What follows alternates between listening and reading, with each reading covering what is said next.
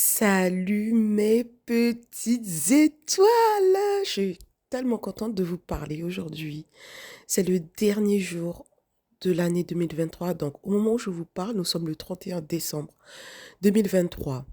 Et en fait, je tenais à vous remercier énormément pour cette année qu'on a partagée ensemble. Franchement, c'était super bien. Il y a eu des fous rires, il y a eu des pleurs pour certains, même pour moi, hein. Enfin, je parle au niveau de mes audios, hein. Et du coup, ben, franchement, c'était une belle année quand même, un bel échange. Et je tenais clôturer cette année en beauté avec un petit résumé du parcours de Flamme Jumelle. Parce que j'ai créé en fait une petite histoire en chanson, hein. Ça a été totalement créé par moi. Alors là, je veux confirmer que c'est bien moi qui chante les deux voix. D'accord? Je vais faire la voix du yin et la voix du yang. Et enfin, chante, hein, c'est un grand mot, hein, vous allez voir, hein. Vous allez me dire ce que vous en pensez à la fin, en commentaire. Et j'ai eu cette idée-là, je trouvais ça génial. Je me suis dit, c'est une bonne façon de clôturer l'année. Et puis, de vous remercier, franchement, euh, ben, de vous être abonné, d'avoir liké aussi, et puis d'avoir été présent, surtout. Donc, voilà. Alors, je vais vous expliquer un petit peu le concept. Donc, avant, on va faire une petite parenthèse. Donc, je vais pas parler de mon parcours pour le moment, car les choses vont énormément changer pour moi en 2024. Mais totalement, mais en bien, totalement. Je vais commencer, comme je vous ai dit, 2024 c'est là où je vais commencer ma mission avec mon jumeau. Mes missions, donc là, pour moi, en tout cas, ça va. Ça va, j'ai plus les up and down, hein, toujours ça va. Franchement, super, je vais bien, je suis bien. Je ne sais pas quoi dire d'autre. Et en tout cas, ma vie s'est nettement, mais nettement améliorée. Ça, c'est impressionnant. Donc voilà, et puis je vais faire de nouveaux audios un peu différents, je pense, de ce que j'ai fait. Je sais pas, on verra. Mais il me semble que ce sera différent parce que j'ai changé aussi. Ma vie, elle a changé. En fait, beaucoup de choses ont changé. Le niveau de conscience a changé. Donc, il fait que ben, les audios peut-être seront un peu différents. Je verrai ce que je vais mettre en place. Et puis, voilà, c'est juste un peu pour vous expliquer ça. Je ne sais pas à quand sera mon prochain audio. Ce sera peut-être au moment où il y aura vraiment un changement vraiment brutal. Je pense que je ferai un nouvel audio.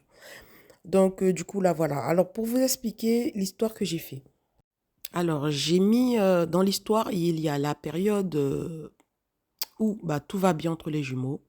Donc, pendant que il y aura les sons, donc le son du yin et le son du yang, c'est que ils sont en amour, tout simplement. Il n'y a pas de colère, il n'y a pas de souffrance, ils sont en amour. Donc, c'est sûr que quand les jumeaux se rencontrent, ils sont tous les deux en amour. Donc, l'histoire va commencer en son. Vous allez entendre les sons, donc les deux sont en amour, hein. Il n'y a pas encore les remontées de souffrance. Et du coup, après, vous allez voir, il y a les remontées de souffrance, etc. Au moment où il y aura la séparation, je ferai un peu de silence. Lorsque vous entendrez plus rien, c'est que c'est la séparation pour les jumeaux, qui se passe régulièrement en deux fois dans les parcours de flammes jumelles. Souvent, une séparation prononcée par le teaser, une autre par le runner, ou peu importe. Mais en tout cas, en général, il y a une grande séparation et une plus petite, une plus courte.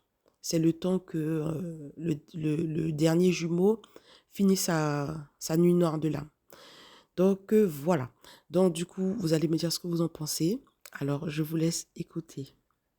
Et aussi, petite précision, je suis un peu enrhumée, donc la voix, elle n'est pas terrible, terrible, mais bon, je pense que ça devrait aller. Allez, je vous fais des gros bisous, à tout à l'heure.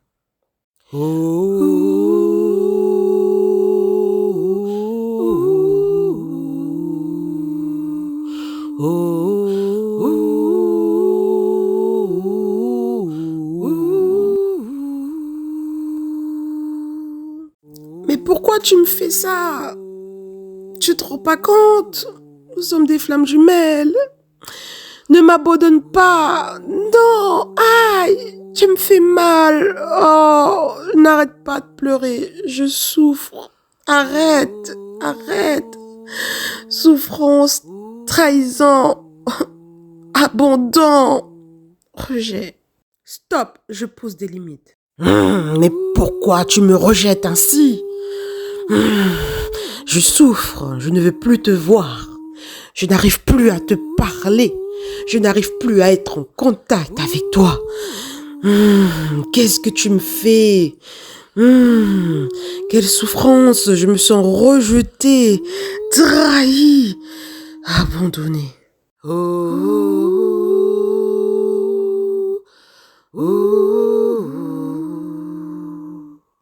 Tu ne fais pas assez d'efforts, tu es toujours dans la fuite. Je pense que je vais laisser tomber. Mais qu'est-ce que tu me racontes? As-tu vu tous les efforts que j'ai faits pour nous? Qu'est-ce que tu me racontes? Vas-y, laisse tomber. Tu n'es jamais présent, tu fuis notre amour, tu m'abandonnes, tu ne me regardes pas, tu ne me prêtes pas d'attention. Et toi, tu es toujours là à me rejeter, à me parler d'amour. Tu ne me changeras pas, laisse-moi dans mon coin. Séparons-nous.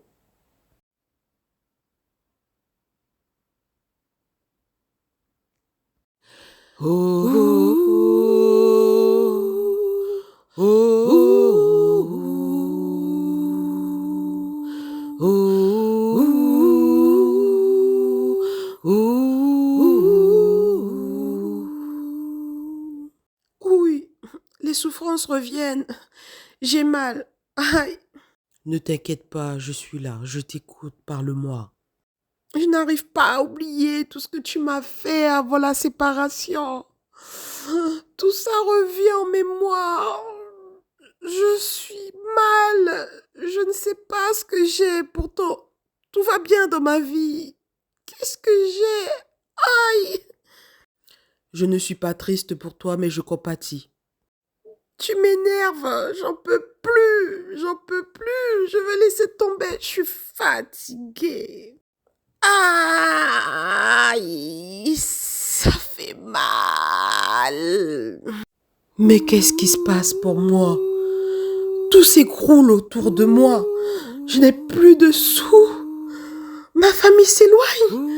Mes amis, mon entourage. Mais que vais-je devenir? Où sont-ils? Ah, je vais devoir prendre mes distances. Trop de souffrance. Trop de souffrance pour moi, mais que se passe-t-il? Qui es-tu pour moi? Que se passe-t-il? J'en peux plus, je souffre.